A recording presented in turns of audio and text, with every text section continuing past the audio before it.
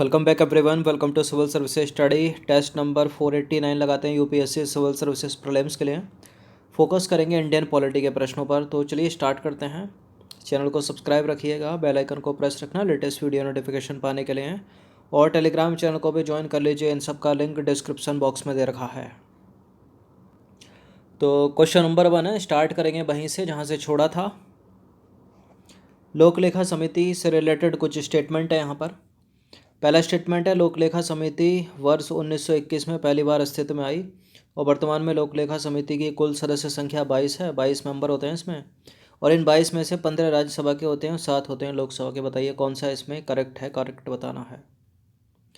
देखिए करेक्ट है पहला स्टेटमेंट, लोक लेखा समिति 1921 में पहली बार सामने आई। इसमें कुल सदस्य संख्या जो है 22 है, लेकिन इस 22 में 15 लोकसभा के होते हैं, 7 होते हैं राज्यसभा के। तो जो गलत हो जाएगा थर्ड वाला स्टेटमेंट, फर्स्ट सेकंड करेक्ट है। जहाँ जहाँ थर्ड है उसको एलिमिनेट कर दीजिए, केवल एक और दो, इसका आंसर हो जाएगा ए। तो लोक लेखा समिति भारत शासन अधिनियम 1919 के अंतर्गत सबसे पहली बार 1921 में अस्तित्व में आई और वर्तमान में लोक लेखा समिति की कुल सदस्य संख्या 22 है, जिसमें से लोकसभा के होते हैं 15 और राज्यसभा के होते हैं 7 सदस्य। मोस्ट इंपॉर्टेंट है, यूपीएससी की फेवरेट, पिछले 15 वर्षों में 2-3 बार पूछा है इससे सवाल। अगेन क्वेश्चन नंबर 2 भी लोक लेखा समिति से रिलेटेड स्टेटमेंट के बारे में है। इस बार 5-5 हैं। तो पहला आप देखते हैं, इस समिति का अध्यक्ष सत्ताधारी दल से चुना जाता है और लोकसभा अध्यक्ष लोकसभा सदस्यों में से इसके अध्यक्ष की नियुक्ति करता है। राज्यसभा का सदस्य इस समिति का अध्यक्ष नहीं हो सकता और इस समिति का कार्यकाल 1 वर्ष का होता है, और ये जो समिति है वो संसद की एक वित्तीय समिति है। तो पहला वाला स्टेटमेंट है, इस समिति का अध्यक्ष सत्ताधारी दल से चुना नहीं जाता, विपक्षी दल का होता है। ये मोस्ट इंपॉर्टेंट लाइन है, इसको याद रखिएगा, गांठ बांध दीजिए इसमें। तो गलत है पहला वाला स्टेटमेंट, क्रॉस मारते हैं इस पर। दूसरा स्टेटमेंट है, लोकसभा स्पीकर जो होता है, लोकसभा अध्यक्ष लोकसभा सदस्यों में से इसके अध्यक्ष की नियुक्ति करता है। बिल्कुल करेक्ट है पहला वाला स्टेटमेंट। और तीसरा है, राज्यसभा का सदस्य इस समिति का अध्यक्ष नहीं हो सकता, करेक्ट। इस समिति का कार्यकाल 1 वर्ष का होता है और संसद की वित्त समिति है ये। 2, 3, 4, 5 इसका करेक्ट हो जाएगा। फिर आंसर क्या हो जाएगा, ऑप्शन नंबर डी। तो एक को छोड़कर सारे के सारे करेक्ट हैं। इस समिति का अध्यक्ष विपक्षी दल से चुना जाता है। यह जो परंपरा है 1967 में विकसित हुई। लोकसभा स्पीकर जो है लोकसभा सदस्यों में से इसके अध्यक्ष की नियुक्ति करता है। राज्यसभा का सदस्य इस समिति का अध्यक्ष नहीं हो सकता और इस समिति का कार्यकाल 1 वर्ष का होता है, और ये संसद की एक स्थायी वित्त समिति है। हर साल इसका गठन 1 साल के लिए किया जाता है। क्वेश्चन नंबर 3 पर आ जाइए। प्राक्कलन समिति के संदर्भ में निम्नलिखित कथनों पर विचार करना। प्राक्कलन समिति आ गई। पहला स्टेटमेंट है, वर्तमान में इस समिति की कुल सदस्य संख्या 30 है, जो केवल लोकसभा से लिए जाते हैं। इस समिति का अध्यक्ष हमेशा सत्ताधारी दल से होता है। केवल मंत्री ही इस समिति का सदस्य हो सकता है और इस समिति का कार्यकाल 1 वर्ष का होता है। उधर लोक लेखा समिति का कार्यकाल 1 वर्ष का था और इस समिति का कार्यकाल भी 1 वर्ष का होता है क्या, इसके लिए भी कुछ इसी तरह का स्टेटमेंट है। तो ये स्टेटमेंट करेक्ट है डी। कोई भी मंत्री इस समिति का सदस्य नहीं हो सकता, ब्लंडर मिस्टेक है सी में, मतलब तीसरे वाले स्टेटमेंट में। और थर्ड वाला जहाँ जाए उसको एलिमिनेट कर दीजिए। इस समिति का अध्यक्ष हमेशा सत्ताधारी दल से होता है, तो उसमें विपक्षी दल से था, इसमें सत्ताधारी दल से। थर्ड वाला करेक्ट हो गया, सॉरी सेकंड वाला करेक्ट हो गया, थर्ड वाला इनकरेक्ट हो गया। अब एक से तो कटेगा नहीं थर्ड से, क्योंकि एक में ही है वो। पहला स्टेटमेंट क्या है, वर्तमान में इस समिति की कुल सदस्य संख्या 30 है और 30 के 30 लोकसभा से लिए जाते हैं और ये संसद की बड़ी समिति है सबसे। तो इसमें कोई भी सदस्य राज्यसभा का नहीं होता, तो इसका आंसर क्या हो जाएगा, 124 124 124, option number D B, sorry 124 124, third को एलिमिनेट करके ऑप्शन नंबर बी। तो पढ़िए इसको, बहुत बड़ा बड़ा।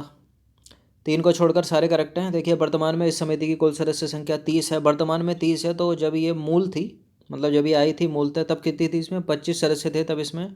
किंतु 1956 में इसकी सदस्य संख्या बढ़ाकर 30 कर दी गई, 5 बढ़ा दिए, जिसमें केवल लोकसभा के सदस्य शामिल होते हैं। राज्यसभा के सदस्य इस समिति में शामिल नहीं होते। गांठ मत लीजिए इस चीज़ को। इस समिति का अध्यक्ष हमेशा सत्ताधारी दल से चुना जाता है। लोकसभा का अध्यक्ष लोकसभा सदस्यों में से इसके अध्यक्ष की नियुक्ति करता है। कोई मंत्री इस समिति का सदस्य नहीं हो सकता। ये संसद की एक स्थायी वित्त समिति है, लोक लेखा समिति की तरह, जिसका गठन पहली बार किया गया था 1950 में तत्कालीन वित्त मंत्री जॉन मैथाई की सिफारिश पर। इस समिति का कार्यकाल 1 वर्ष का होता है और इसके सदस्यों का चुनाव हर साल लोकसभा द्वारा अपने सदस्यों में से समानुपातिक प्रतिनिधित्व प्रणाली के आधार पर एकल संक्रमणीय मत पद्धति के आधार पर होता है भाई। नंबर 4 पर आ जाइए। सार्वजनिक उपक्रम समिति से रिलेटेड इस बार स्टेटमेंट है। देखिए सारी की सारी समितियाँ इंपॉर्टेंट है, न केवल यूपीएससी के लिए बल्कि स्टेट पीसीएस के लिए भी और हर एग्ज़ाम के लिए जिसमें पूछी जाती है। तो इस टेस्ट को देखने के बाद आप इनको गलत नहीं करोगे कहीं पे भी। तो पहला वाला स्टेटमेंट है, अगर अच्छे से पढ़ा होगा तो पढ़िएगा। तो पहला स्टेटमेंट है, सार्वजनिक उपक्रम समिति संसद की एक स्थायी वित्त समिति है। इस समिति का कार्यकाल 1 वर्ष का होता है। कोई मंत्री इस समिति का सदस्य नहीं बन सकता और इस समिति का गठन कृष्ण मेनन समिति की सिफारिश पर 1964 में किया गया था। कौन सा स्टेटमेंट करेक्ट है इसमें? बिल्कुल, ये लोक लेखा समिति और प्राक्कलन समिति की तरह जो है एक संसद की स्थायी वित्त समिति है। करेक्ट है पहला वाला स्टेटमेंट। इस समिति का कार्यकाल भी उन दोनों समितियों के जैसे 1 साल का होता है। कोई मंत्री इस समिति का सदस्य नहीं बन सकता उन दोनों की तरह।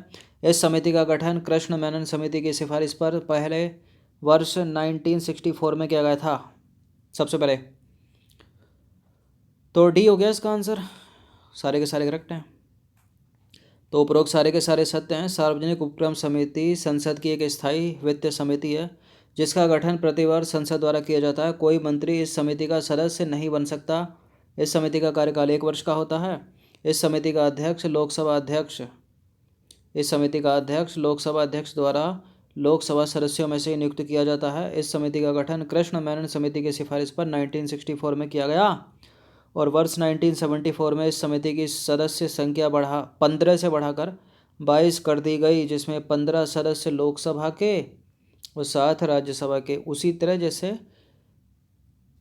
लोक उपक्रम समिति में थे। और प्राक्कलन में कितने थे? 30 और इसमें 22, लोक उपक्रम में 22, लोक लेखा समिति में 22, लोक उपक्रम तो ये है ना सार्वजनिक उपक्रम। चलिए फिर से एक प्रश्न आता है, लोक लेखा समिति के संदर्भ में निम्नलिखित में से कौन सा कथन सही है? पहला स्टेटमेंट है, लोक लेखा समिति अपनी रिपोर्ट जो है भारत के उपराष्ट्रपति को सौंपती है। इस समिति के द्वारा केंद्र सरकार के विनियोग एवं वित्त लेखकों की जांच की जाती है और ये जो समिति है केंद्र सरकार के विनियोग एवं वित्त लेखकों के अलावा अन्य किसी लेखा की जाँच नहीं कर सकती। क्यों नहीं कर सकती भाई? कर सकती है, गलत है डी, मतलब थर्ड वाला स्टेटमेंट। तो आधा काम आसान बनाते हैं। इस समिति के द्वारा केंद्र सरकार के विनियोग एवं वित्त लेखकों की जांच की जाती है। करेक्ट है दूसरा वाला स्टेटमेंट। यह समिति अपनी रिपोर्ट राष्ट्रपति को नहीं सौंपती। ये समिति अपनी रिपोर्ट सौंपती है लोकसभा को या लोकसभा के स्पीकर को। तो दूसरा केवल करेक्ट है, पहला तीसरा इनकरेक्ट है। तो देखिए 1 और 3 गलत है। यह समिति अपना प्रतिवेदन लोकसभा को या लोकसभा अध्यक्ष को सौंपती है, ना राष्ट्रपति को, ना कि राष्ट्रपति को। नियंत्रक एवं महालेखा परीक्षक यानी CAG, comptroller and auditor general अपनी रिपोर्ट राष्ट्रपति को सौंपता है और राष्ट्रपति उसकी रिपोर्ट को संसद में रखवाता है। संसद उस प्रतिवेदन को लोक लेखा समिति को सौंपती है और लोक लेखा इस तरह से प्रोसेस चलती है, साइकिल। लोक लेखा समिति भारत के नियंत्रक एवं महालेखा परीक्षक के वार्षिक प्रतिवेदनों की जांच करती है, किंतु राष्ट्रपति द्वारा संसद में रखने के पश्चात, ना कि पहले। ये चीज़ याद रखिएगा। इस समिति के द्वारा केंद्र सरकार के विनियोग एवं वित्त लेखकों की जांच की जाती है और साथ साथ लोकसभा में प्रस्तुत किसी अन्य लेखा की जांच भी की जाती है। क्वेश्चन नंबर 6 पर आ जाइए। निम्नलिखित में से कौन सा एक कथन प्राक्कलन समिति की अधिकारिता को नहीं बताता है? विकल्प ए है, यह प्रशासन में दक्षता एवं मितव्ययिता लाने की वैकल्पिक नीतियाँ सुझाती है।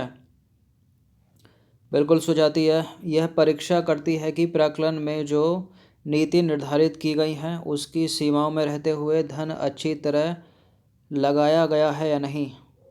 बिल्कुल करेक्ट है। यह सुझाव देती है कि संसद में अनुमोदन किस तरह प्रस्तुत किया जाए, ये काम भी करती है। यह सरकारी अति व्ययिता को रोकने में सहायक है क्योंकि इसकी रिपोर्ट पर संसद में विचार विमर्श किया जाता है। ये गलत है, डी। तो देखिए प्राक्कलन समिति के प्रतिवेदन पर संसद में चर्चा नहीं होती है तो कोई विचार उचार कुछ नहीं होगा, गलत है डी। चर्चा नहीं होती है। सरकार की अनुमोदन की मांगें इस समिति के प्रतिवेदनों की प्रतीक्षा नहीं करती और यह उपयोगी सुझाव देती है और आगामी वित्त वर्ष में सरकार को बढ़ी चढ़ी मांग करने से रोकती है। यह समिति वर्ष भर कार्य करती है और अपने विचार सदन के समक्ष रखती है। सरकार द्वारा प्रस्तावित व्यय की समीक्षा के लिए एक प्राक्कलन समिति गठित की जाती है। इसका गठन लोकसभा में बजट प्रस्तुत किए जाने के पश्चात होता है, याद रखिएगा। अब देखिए, ये जो समिति है वो सुझाव देती है कि किस प्रकार मितव्ययता की जांच की जा सकती है और संगठन में दक्षता लाने के लिए कौन से सुधार या प्रशासनिक सुधार किए जा सकते हैं जो अनुमानों से संबंधित नीति के संगत हों। इस समिति को मितव्ययता समिति भी कहते हैं। क्वेश्चन नंबर 7 पर आ जाइए। निम्नलिखित में से कौन एक संसद की सबसे बड़ी समिति है?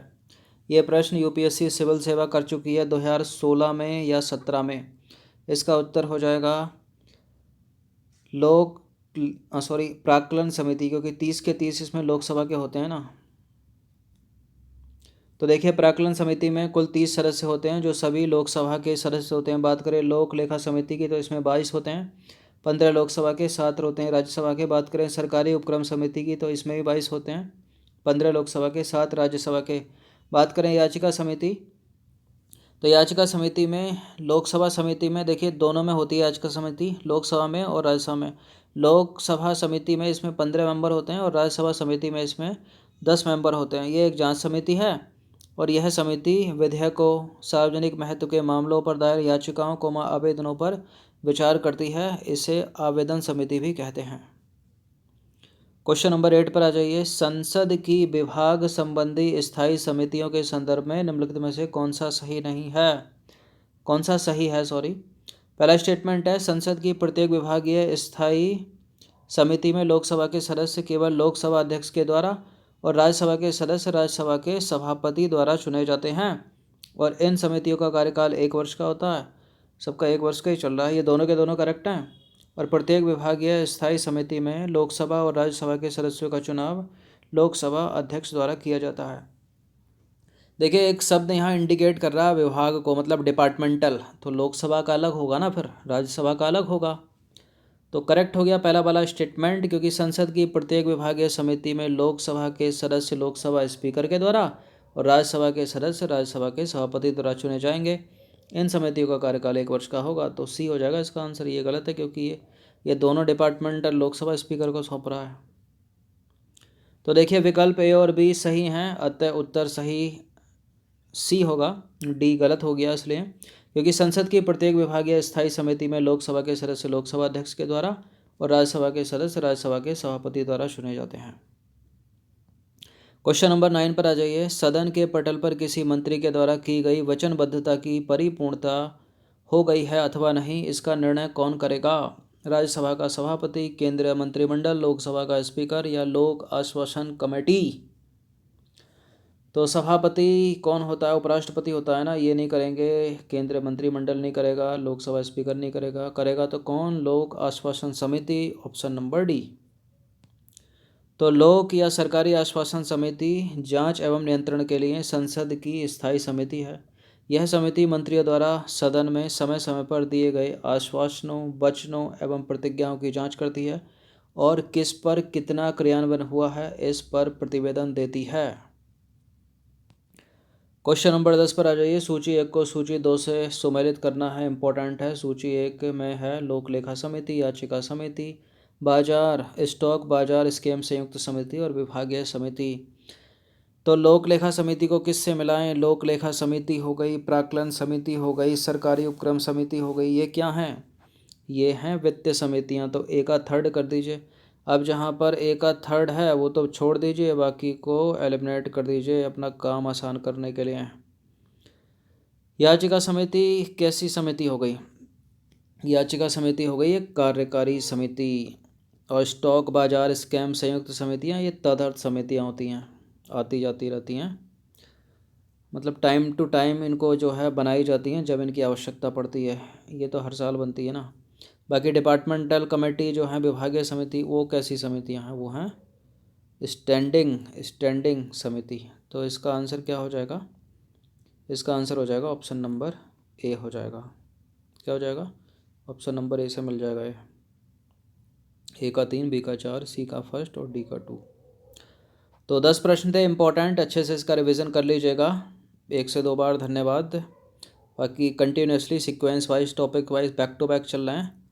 हम पॉलिटी में जल्दी से जल्दी कवर करेंगे इसको। धन्यवाद।